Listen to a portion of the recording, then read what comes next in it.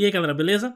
A ideia desse vídeo aqui é mostrar para vocês como é simples instalar uma máquina virtual em seu computador e a partir dela poder fazer a instalação de algumas distribuições Linux para que você possa testar, né? Ver se é isso mesmo que você quer para botar no seu computador ou até mesmo para montar ambiente de desenvolvimento, para estudar programação ou até mesmo testar alguns softwares que só rodam no universo Linux. Existem diversos softwares que a gente pode utilizar para fazer essa virtualização, esse processo de virtualização. Mas um que eu gosto bastante é o VirtualBox, porque além de ser bem simples, ele é gratuito.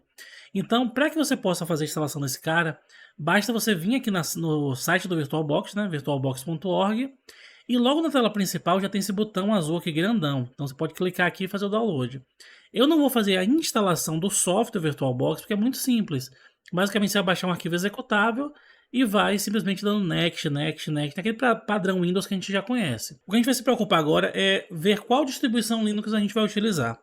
Eu aconselho para quem está iniciando no mundo do Linux, utilizar o Ubuntu, porque é a distribuição mais popular que a gente tem hoje, é a distribuição que mais tem tutoriais na internet, né?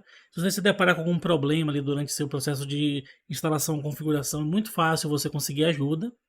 E tem muito pacote já facilitado para ele, né? Tem muita coisa que você, com um simples comando, pode fazer a instalação sem precisar quebrar a cabeça com detalhes mais técnicos, vamos dizer assim, né? Não que em outra distribuição você também não tenha isso, né? Mas geralmente o Ubuntu é bem simplificado. Se você quiser utilizar o Ubuntu, você pode vir aqui no site do Ubuntu, né? ubuntu.com. Aqui em produtos você tem algumas distribuições, você pode vir aqui e dizer que você quer Ubuntu Desktop. E basta clicar nesse botão aqui para poder já iniciar o download. Um outro cara que eu acho até mais interessante para quem ainda não está familiarizado com a interface do Linux e tudo mais, né? As interfaces, na verdade, né? Que tem vários tipos de interface de usuário diferente. É esse Zorin OS. Esse cara é bem legal, utilizei ele por muitos anos, acho bem interessante ele.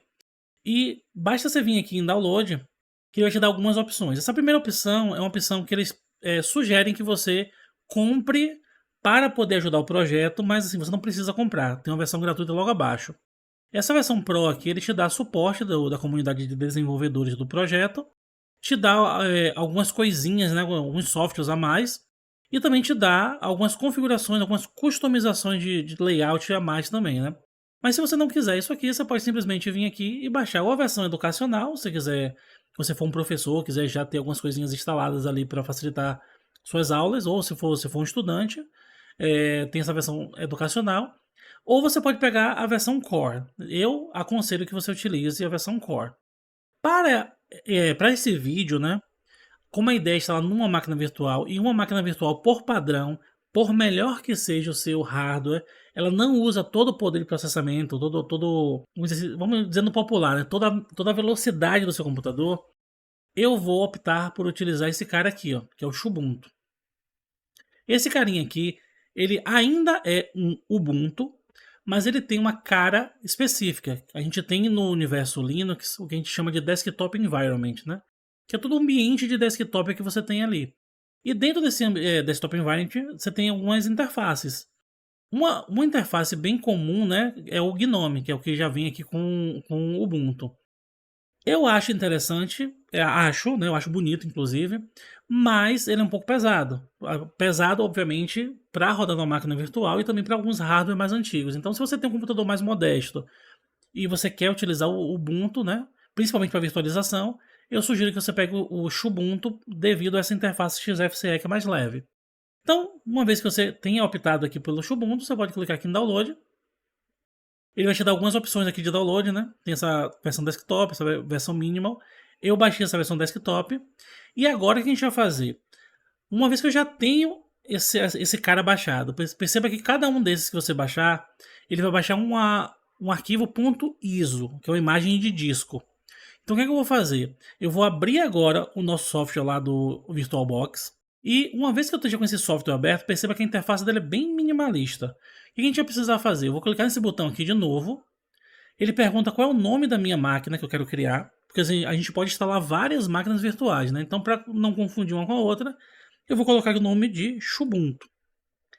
Ele pergunta aonde eu quero salvar. Então, se você tiver vários SSDs na sua máquina, talvez seja interessante que você marque um ou outro SSD, caso seja essa a sua intenção. Onde é que está a imagem ISO que a gente vai utilizar, né?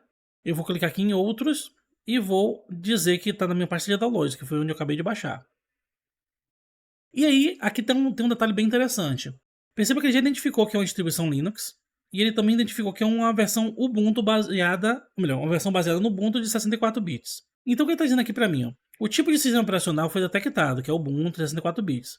Esse tipo de sistema operacional pode ser instalado de forma desassistida, ou seja, o próprio VirtualBox ele vai fazer uma instalação para você sem ficar te perguntando um bocado de coisa. Como eu quero ir no passo a passo, eu vou desmarcar essa opção aqui, né? Pular, ou melhor, vou marcar para que ele pule a instalação desassistida e vou para o próximo aqui.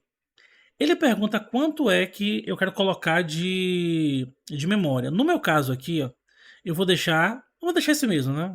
Talvez para vocês precisem diminuir um pouquinho, vocês possam botar um pouquinho mais. Eu tenho bastante memória nesse computador, tenho 32 GB, mas eu vou deixar os 2 GB até para que a gente possa ter a experiência, você ter a experiência de como é utilizar com apenas 2 GB, né? Também vou deixar apenas um núcleo de processamento, né? Poderia utilizar mais, mas eu vou deixar só um também. Vou seguir. Para o HD, eu vou deixar aqui 40, né? Que aqui seria o tamanho do HD que a minha máquina virtual vai ter. Então, eu vou deixar aqui 40. E aqui tem um resumo de tudo que a gente selecionou. E eu vou clicar em finalizar. Feito isso, ele já criou minha máquina aqui, mas ainda não instalou o Linux, né? O que é que eu vou fazer agora? Eu vou iniciar essa máquina. Clicando aqui em iniciar. Tá ligando a máquina, né? Então, beleza, eu vou abrir aqui em tela cheia, mas essa telinha realmente ela fica pequenininho assim mesmo. Então tem algumas opções aqui, ó. Tem a opção de testar ou instalar o Ubuntu, né? Utilizar com o Safe Graphic. Eu vou botar essa primeira opção aqui. Testar ou instalar o Ubuntu.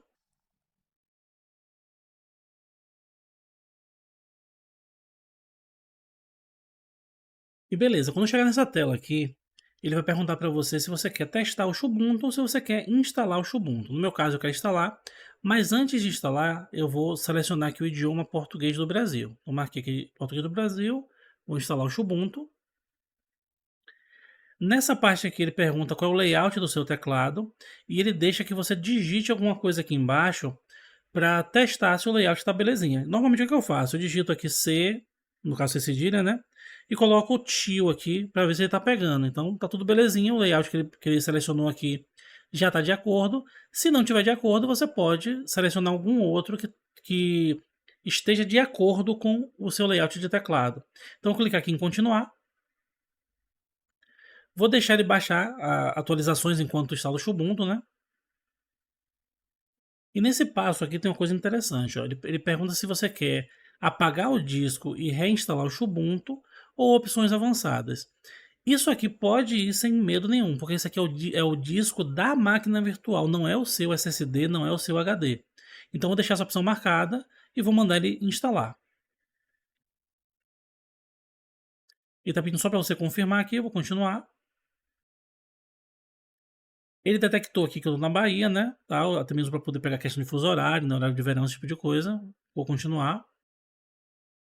E ele pergunta qual é o nome do seu PC. Eu vou botar simplesmente aqui desenvolvimento, certo?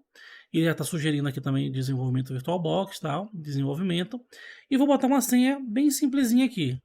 10, 20, 30. 10, 20, 30. E vou dizer que eu quero que ele solicite minha senha para entrar, né? Continuar. E agora ele está começando de fato a fazer a instalação. Esse processo pode demorar um pouquinho, então vou dar uma editada no vídeo para acelerar isso.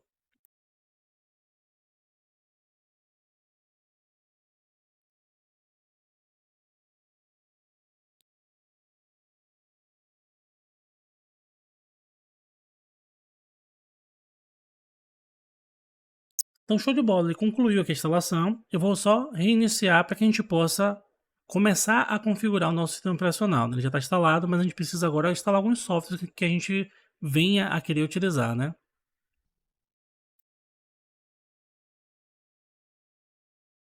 Nessa parte ele entende que ele está numa máquina real, então ele pede para você tirar o pendrive e apertar Enter. Então eu vou apertar Enter aqui só para ele passar desse passo aqui.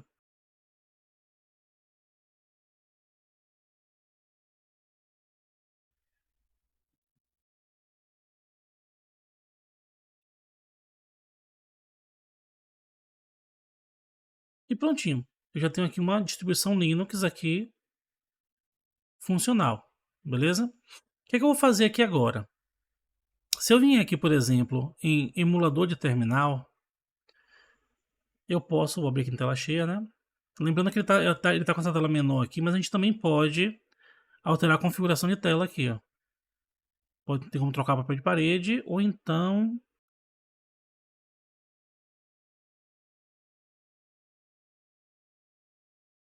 vir aqui e alterar para nossa resolução, né?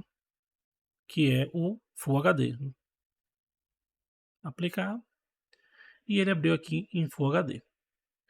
Eu também posso vir aqui, ó, nessa opção superior aqui, ó, eu tenho visualizar. Existe essa opção aqui, modo seamless e modo escalonado. Evita de utilizar esses caras aqui que são meio chatinhos. É bom que você coloque aqui o modo tela cheia. Ele vai pedir para você trocar. Deixa eu voltar aqui para a resolução de novo. Aplicar mais uma vez. E eu vou manter essa configuração. Então, perceba que ele está literalmente como se fosse uma máquina física, né? Só que perceba que toda vez que você quiser voltar para o seu sistema operacional, aqui embaixo você tem esse carinha aqui, ó, que ele fica se escondendo. Você pode deixar ele aparente simplesmente clicando aqui, para ele ficar ali o tempo todo, marca esse pin aqui, ou então você pode deixar ele se escondendo. Quando você quiser voltar para uma outra máquina, você pode minimizar ou fechar e tudo mais. Nesse momento, o que eu vou fazer aqui? Ó? Como a gente acabou de instalar, ele pergunta se você quer fazer a atualização do sistema. Então, eu vou instalar essas atualizações aqui, até mesmo para a gente poder ter uma máquina mais atualizada. Pediu a senha, né?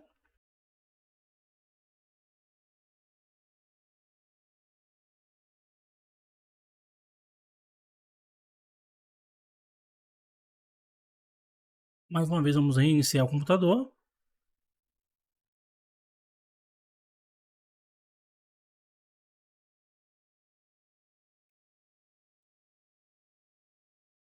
E beleza.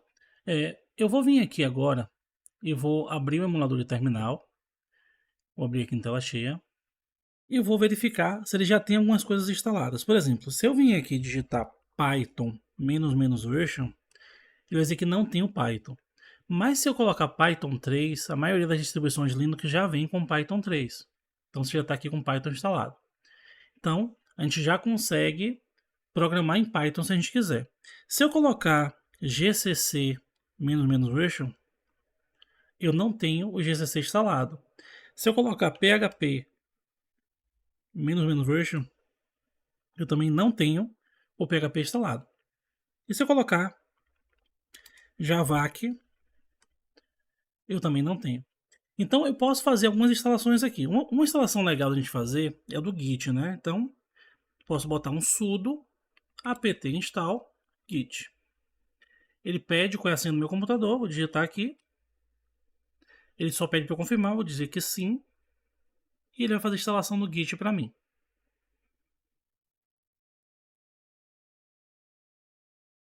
Eu também posso fazer a instalação do PHP, fazendo o mesmo comando, só que ao invés de Git eu vou colocar PHP.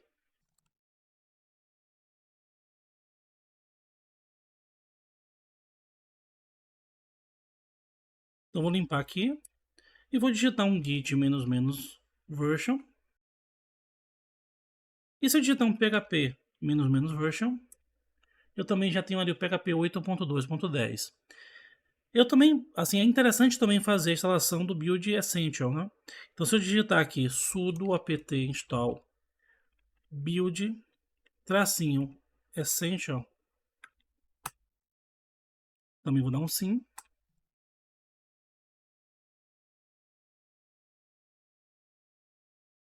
Limpar aqui. E agora se eu digitar gcc version, eu também já tenho o GCC aqui para poder programar em C, por exemplo. Eu vou vir aqui no ratinho de novo, né, que é esse símbolo do Ubuntu. Vou abrir o navegador web e vou mostrar uma outra forma que vocês têm para instalar alguns aplicativos, né?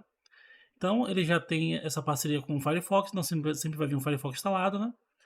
Vou vir aqui e dizer o seguinte, olha, eu quero entrar no Google. Veja essa outra aba aqui. E aqui no Google eu vou procurar por Visual Studio Code. Vou vir aqui em download, já está aqui, né? E ele vai sugerir para mim que eu traduza a página, não quero traduzir. E ele diz para mim que eu posso baixar uma versão para Windows, para Linux ou para Mac. No caso do Linux, perceba que ele me sugere aqui uma versão .deb, que é para Debian ou Ubuntu, né, que são similares, né? Ubuntu foi construído baseado no Debian, ou uma versão RPM para Red Hat, Fedora, SUSE e etc, né? E tem outras versões aqui embaixo. No meu caso, eu vou clicar nesse carinha aqui, para baixar a versão .deb. Daqui a pouco ele já vai iniciar o download, tá aqui, se não iniciar, ele vai pedir para você clicar aqui diretamente nesse link aqui. Perceba que apesar de não ser uma utilização absurdamente fluida, ele funciona muito bem, mesmo estando numa máquina virtual com apenas 2 GB de memória, né? Então esse pacote aqui, eu vou dar 2 cliques em cima dele. Ele vai abrir aqui um softwarezinho para fazer a instalação do programa, né? Então, beleza. Uma vez que ele já exibiu pra gente aqui o software, né? Tá dizendo que vai instalar o Visual Studio Code. Às vezes, dependendo da distribuição Linux, ele já vem aqui com o símbolozinho do VS Code. Nesse caso, não veio. Eu vou simplesmente clicar aqui em instalar. Ele vai pedir a senha para mim aqui. E vou autenticar. Você já terminou a instalação aqui. Que às vezes ele aparece aqui. Na verdade, ele não exibiu aqui, mas a instalação já concluiu. Então, eu vou abrir ele aqui. Vou até fechar esse aqui, né? Ele travou na animaçãozinha aqui. E o VS Code que a gente já conhece está aqui. O que eu vou fazer aqui? Vou abrir uma pasta qualquer. Vou vir aqui em documentos. Dentro de documentos não tem nada. Eu vou simplesmente criar uma nova pasta chamada projetos. Dentro dessa pasta projetos eu vou criar uma pasta chamada estudo C. E tudo que for relacionado ao aprendizado de C vai ficar dentro daquela pasta, por exemplo, né? Então vou chamar vou criar um novo arquivo chamado programa.c. Deixa eu dar um zoom aqui. E vou confiar nos autores da pasta, né? Vou fechar esses pop-upzinhos aqui todos e vou dar um include stdio.h main, int main, né? E aqui eu vou retornar 0 e vou dar aqui um printf em Olá Mundo em C.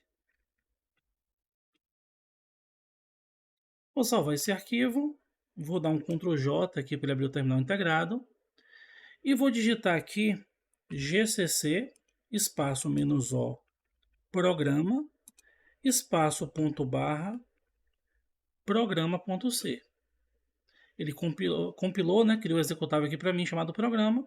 E para executar esse cara, eu vou simplesmente vir aqui dar um ponto barra programa sem o ponto C. E ele deu para mim aqui o Olá Mundo em C, né? Se fosse um programa em PHP, por exemplo, vamos criar um arquivo aqui chamado index.php ou programa.php que fosse. Vou vir aqui e vou dar um echo Olá Mundo em PHP. Vou limpar aqui e vou rodar um php index.php. E ele está aqui, Olá Mundo em PHP. Ou seja, a nossa instalação do PHP também funcionou. E eu vou também chamar um aqui de programa.py.